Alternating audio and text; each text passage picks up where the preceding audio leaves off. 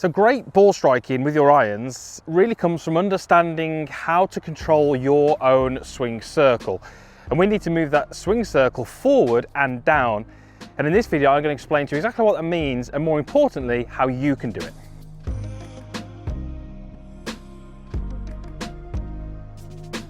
So great ball striking for me would do two things for you. It would most likely help you shoot lower scores, but it'd also be probably more enjoyable to play golf on the golf course because hitting the ball solidly out the center of the golf club and just having that really nice compressed feeling is just more enjoyable. And very often that's what we're out there for, just have a bit of time on the golf course and enjoy the shots that we hit. And I really believe that the concepts we talk about in this video can really help you do that. So we're going to talk a little bit about the circle. Now I talk a lot about this in my coaching because I think it's a really good way to kind of think about what we're actually trying to do as the golfer. So before we talk about the circle, what does good ball striking, where does it come from? Well, it comes from a golf club, which as it strikes the golf ball is traveling downwards. And it's a result of the lowest part of your swing being target side of the ball, maybe some 3, 4, 5 inches. And because the golf club is traveling downwards and it hasn't yet reached the lowest part of the swing, that's why the best golfers out there, the best players at your club, will very often be taking very decent sized divots after the golf ball because the golf club strikes the golf ball, then the turf. And you may well have heard the saying, ball, then turf, and that's exactly what you're going to get in this particular video. So if I took an address to this golf ball, I will generally start with my arms comfortably straight and the sole of the golf club kind of resting on the ground. Now, what that does is it means that I've created a relationship where my circle is just resting on the ground. And at setup, the lowest part of my circle would be pretty much where that ball is. Now, what we've just said is for us to hit great golf shots, that circle needs to be this way. So the low point needs to be target side of the ball, and that low point needs to be underground.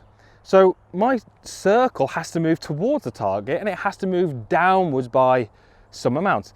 Get those two things blended really nicely and you will hit absolutely phenomenally struck iron shots.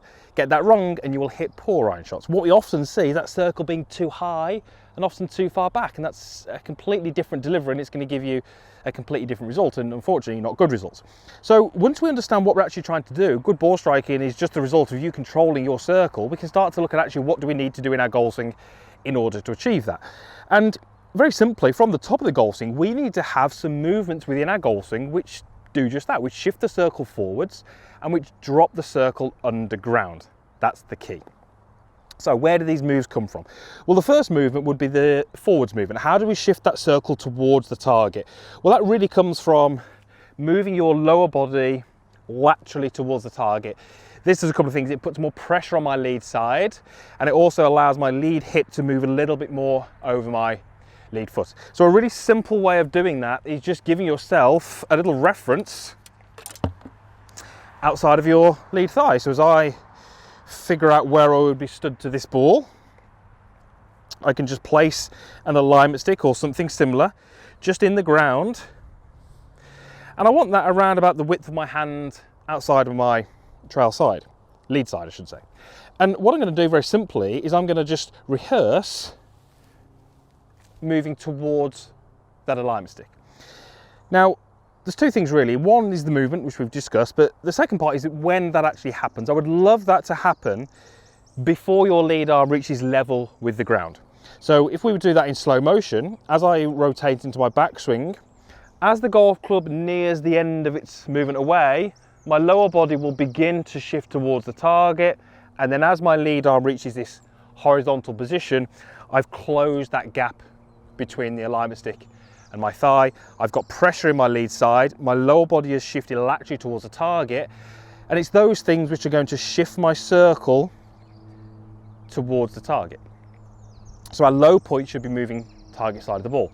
That's great, but how do we then get that circle to go underground? And that's how we get the divot. Well, as we're moving in this direction, we also want to be moving in this direction.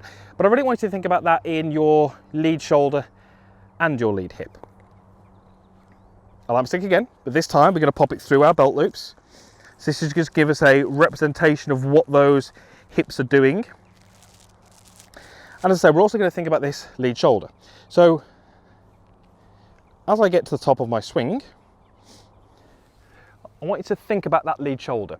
Far too many golfers, as they approach the end of the backswing and transition into the downswing, have that lead shoulder moving upwards far too soon. Now, as we move that shoulder upwards far too soon, that generally will tend to tip the upper body a little back, and you may well have videoed your golf swing and seen your head moving either upwards or back, and that can be very often due to that lead shoulder. Now, as that lead shoulder moves up and back, you're effectively taking your circle and moving that circle up and back. So as we move towards the target with our lower body, I really want you to feel as if this lead shoulder is moving almost down towards your lead foot. So we've got the lead hip moving towards the target, and we've got the lead shoulder moving very, very slightly down towards that lead foot. Now, absolutely, at some point, it will start to rotate out and feel like it's getting taller, but it's that transitional move that's really, really important. The two together, the hips and the shoulders, are absolutely vitally important, because there's lots of golfers who are under the impression that from the top, we should be bumping the hips. Now, if I bump the hips, and that's my only thought, very often what that does is it forces this lead shoulder up, and we get too much separation between the shoulder and the hip far too soon in the golf swing. And it may well be that from that face on camera, we've seen the hips move laterally towards the target, but it's had an effect on my upper body, which is going to be pretty poor in terms of our strike down at the ball. So we have to think about what our lead shoulder is doing in sync with our lead hip.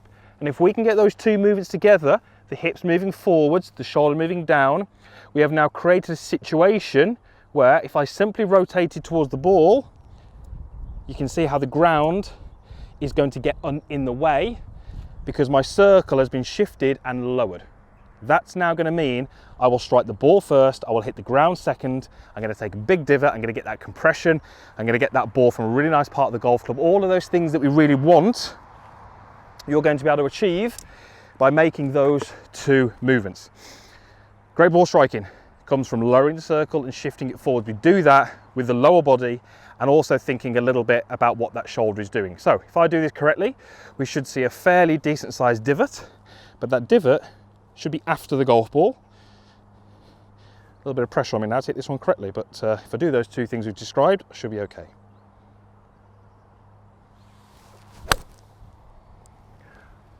Okay, now the divot really wasn't that big, but it was a good shot, and the divot was after the golf ball, but it wasn't low enough. And actually, because it wasn't low enough, I did catch that a little bit out the bottom of the golf club. So I've talked through that theory, I've gone through it all, it does make sense. I didn't quite execute. Let's have one more go, because I think I can do a little bit better than that. But that just shows that we're all human, we do hit bad shots. Although that is on the green, that wouldn't be a bad shot. Let's try again. We want the same swing. I need to lower that circle a little bit more to get that strike a little bit higher in the face.